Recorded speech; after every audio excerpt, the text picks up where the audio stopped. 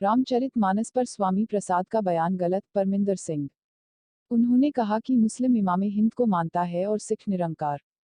बहराइच अल्पसंख्यक आयोग के सदस्य परमिंदर सिंह सोमवार अखिल भारतीय विद्यार्थी परिषद की ओर से आयोजित कार्यक्रम में शामिल होने पहुंचे। लोक निर्माण विभाग के डाक बंगले में प्रेस वार्ता के दौरान उन्होंने कहा कि स्वामी प्रसाद मौर्य का बयान रामचरितमानस के विरुद्ध है। किसी भी समाज के धार्मिक ग्रंथ पर सवाल करने से परहेज करना चाहिए। उन्होंने कहा कि भगवान राम को मुस्लिम समाज इमाम हिंद के रूप में मानता है, जबकि सिख समाज निरंकार के रूप में मानता है। उत्तर प्रदेश सरकार के राज्य अल्पसंख्यक आयोग के सदस्य परमिंदर सिंह सोमवार जिला मुख्यालय पहुंचे। आयोग के सदस्य अखिल भारतीय विद्यार्थी परिषद के वार्षिक जिला छात्र सम्मेलन में मुख्य अतिथि के रूप में शामिल हुए। इससे पूर्व उन्होंने लोक निर्माण विभाग के डाक बंगले में प्रेस वार्ता की। प्रेस वार्ता के दौरान उन्होंने उत्तर प्रदेश के पूर्व मंत्री स्वामी द्वारा रामचरितमानस पर गए अभद्र बयान की निंदा की। साथ ही उन्होंने कहा कि किसी भी देवी देवता या ग्रंथ का अपमान करना बेहद शर्मनाक है। सरकार द्वारा मामले में जल्द ही बड़ी कार्यवाही की बात कही। वह बोले कि 300 वर्ष पूर्व लिखे गए रामचरितमानस का आज के हम लोग कैसे आंकलन कर सकते हैं। एक सवाल के जवाब में उन्होंने कहा कि भगवान राम मुस्लिमों के भी हैं। इस दौरान सिटी मजिस्ट्रेट ज्योति राय, भाजपा मीडिया प्रभारी देवेंद्र कुमार मिश्र समेत अन्य शामिल रहे। आज अखिल भारतीय विद्यार्थी परिषद के वार्षिक जिला छात्र सम्मेलन में मेरा मुख्य अतिथि के तौर पे उन्होंने मुझे आमंत्रित किया था, तो उसी निमित्त मेरा आना हुआ है। स्वामी प्रसाद मौर्य ने जो भी शब्द कहे हैं, मुझे लगता है किसी भी धार्मिक ग्रंथ के बारे में हम लोग को कोई भी टिप्पणी करने से पहले सोचना चाहिए।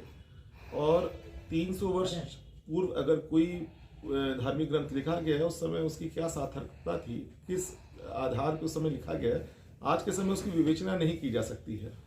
तो इसलिए प्रत्येक व्यक्ति को मर्यादित आचरण रखना चाहिए। उनके द्वारा जो भी बात कही गई है ठीक नहीं है और सनातन समाज के विरुद्ध है।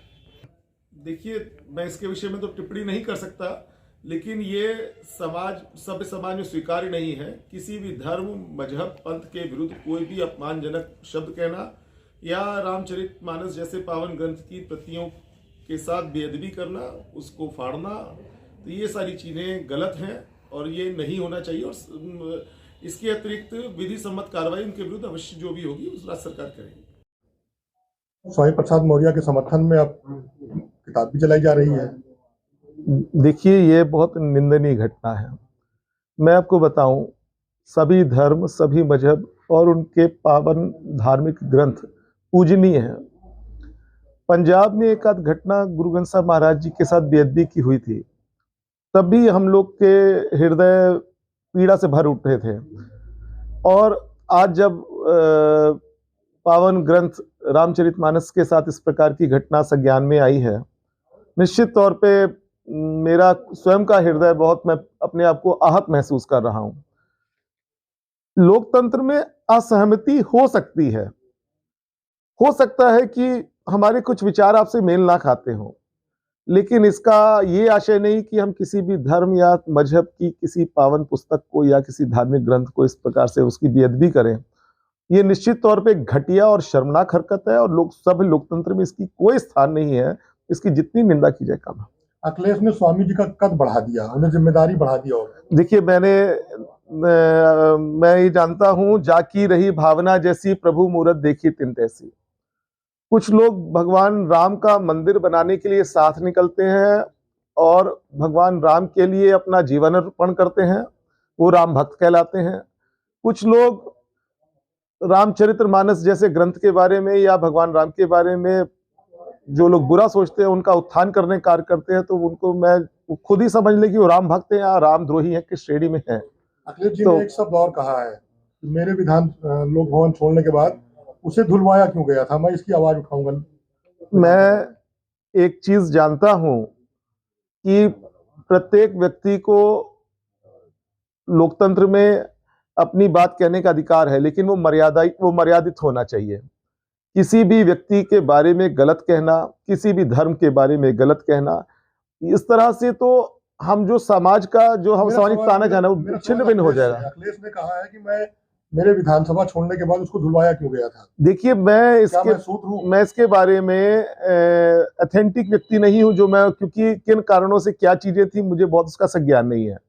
लेकिन मेरा ये मानना है कि प्रत्येक व्यक्ति को लोकतंत्र में मर्यादित आचरण रखना चाहिए और मर्यादित तरीके से अपनी बात रखनी चाहिए। ये कतई सभ्य समाज में स्वीकार नहीं होगा, क्योंकि भगवान राम सिर्फ हिंदुओं के भगवान नहीं है।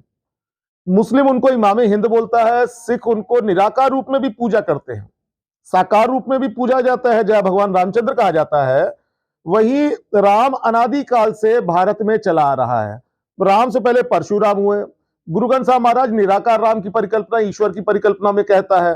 तो इसलिए इस प्रकार की घटना सिर्फ हिंदू समाज को नहीं वरन संपूर्ण भारतीय को आहत करने वाली, इसकी जितनी निंदा की जाए कम है। और इनका जो भी साथ देने वाले लोग हैं उनको कतई किसी प्रकार से ये समाज माफ नहीं करेगा।